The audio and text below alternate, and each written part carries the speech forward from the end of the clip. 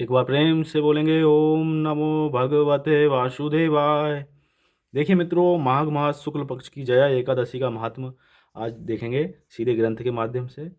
तो देखिए, युधिष्ठिर ने पूछा, भगवान आपने माघ मास के कृष्ण पक्ष की षटतिला एकादशी का वर्णन किया, अब कृपा करके यह बताइए कि शुक्ल पक्ष में कौन सी एकादशी होती है, उसकी विधि क्या है तथा उसमें किस देवता का पूजन किया जाता है।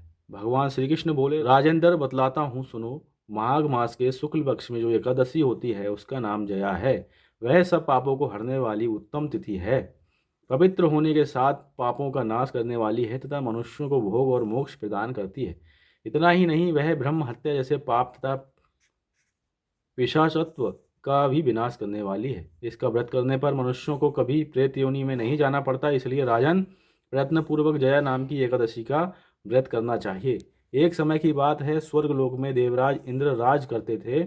देवगण पारिजात वृक्षों से भरे हुए नंदन वन में अप्सराओं के साथ विहार कर रहे थे। 50 करोड़ गंधर्वों के नायक देवराज इंद्र ने स्वेच्छा अनुसार वन में विहार करते हुए बड़े हर्ष के साथ नृत्य का आयोजन किया। उसमें गंधर्व गान कर रहे थे, जिनमें पुष्पदंत, चित्रसेन तथा उसका पुत्र, ये तीन प्रधान थे। चित्रसेन की स्त्री का नाम मालिनी था। मालिनी से एक कन्या उत्पन्न हुई थी जो पुष्पवंती के नाम से विख्यात थी। पुष्पदंत गंधर्व के एक पुत्र था जिसको लोग माल्यवान कहते थे। माल्यवान पुष्पवंती के रूप पर अत्यंत मोहित था। वे दोनों ही इंद्र के संतोषार्थ नृत्य करने के लिए आए थे। इन दोनों का गान हो रहा था। इनके साथ अप्सराएं भी थीं।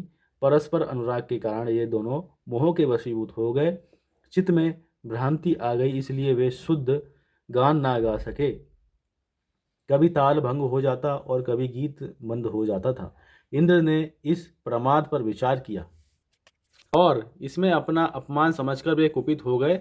अतः इन दोनों को श्राप देते हुए बोले, ओ मूर्खो, तुम दोनों को धिक्कार है। तुम लोग पतित और मेरी आज्ञा भंग करने वाले हो। अतः पति पत्नी के रूप में रहते हुए पिशाच हो जाओ।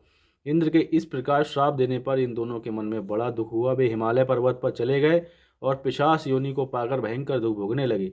शारीरिक पातक से उत्पन्न ताप से पीड़ित होकर दोनों ही पर्वत की कंदराओं में विचरते रहते थे। एक दिन पिशाच ने अपनी पत्नी पिशाची से कहा, हमने कौन सा पाप किया है जिससे ये पिशाच योनि प्राप्त हुई है। नरक का कष्ट अत्यंत भयंकर है और पिशाच योनि भी बहुत दुख देने वाली है। अतः पूर्ण प्रयत्न करके पाप से बचना चाहिए। इस प्रकार चिंतामग्न होकर वे दोनों दुख के कारण सूखते जा रहे थे। देव योग से उन्हें माघ मास की एकादशी तिथि प्राप्त हो गई। जया नाम से विख्यात तिथि, जो सब तिथियों में उत्तम है, आई। उस दिन उन दोनों ने सब प्रकार के आहार त्याग दिए, जलपान तक नहीं किया, किसी जीव की हिंसा नहीं की, यहाँ तक कि फल भी नहीं खाया। निरंतर दुख से युक्त होकर वे एक पीपल के समीप बैठे रहे। सूर्यास्त हो गया। उनके प्राण लेने वाली भयंकर रात उपस्थित हुई। उन्हें नींद नहीं आई। वे रति या और कोई सुख भी नहीं पा सके। सूर्योदय हुआ। द्वादशी का दिन आया। उन पिशाचों के द्वारा जया के उत्तम व्रत का पालन हो गया। उन्होंने रात में जागरण भी किया था। उस व्रत के प्रभाव से तथा भगवान विष्णु की शक्ति से उन दोनों की पिशाचता दूर हो गई। पुष्पवंती और माल्यवान अपने पूर्व रूप में आ गए। उनके हृदय में वही पुराना स्नेह उमड़ रहा था। उनके शरीर पर पहले ही जैसे अलंकार शोभा पा रहे थे। वे दोनों मनोहर रूप धारण करके विमान पर बैठे और स्वर्गलोक में चले गए। वहां देवराज इंद्र के सामने जाकर दोनों ने बड़ी प्रसन्नता के साथ उन्हें प्रणाम किया। उन्हें इस रूप में उपस्थित देखकर इंद्र को बड़ा विस्मय हुआ। उन्होंने पूछा, बताओ किस पुण्य के प्रभाव से तुम दोनों का पिशाचत्व दूर हुआ है। तुम मेरे श्राप को प्राप्त हो चुके थे, फिर किस देवता ने तुम्हें उससे छुटकारा दिलाया है। माल्यवान बोले, स्वामीन भगवान वासुदेव की कृपा तथा जया नामक एकादशी के व्रत से हमारी पिशाचता दूर हुई है। इंद्र ने कहा, तो अब तुम दोनों मेरे कहने से सुधापान करो। जो लोग एकादशी के व्रत में तत्पर और भगवान श्री कृष्ण के शरणागत होते हैं, वे हमारे भी पूजनीय हैं। भगवान श्री कृष्ण कहते हैं, राजन, इस प्रकार एकादशी का व्रत करना चाहिए। निरपश्रेष्ठ जया ब्रह्म हत्या का पाप भी दूर करने वाली है। जिसने जया का व्रत किया है उसने सब प्रकार के दान दे दिए और संपूर्ण यज्ञों का अनुष्ठान कर लिया। इस महात्मा के पढ़ने और सुनने से अग्निष्ठोम यज्ञ का फल मिलता है।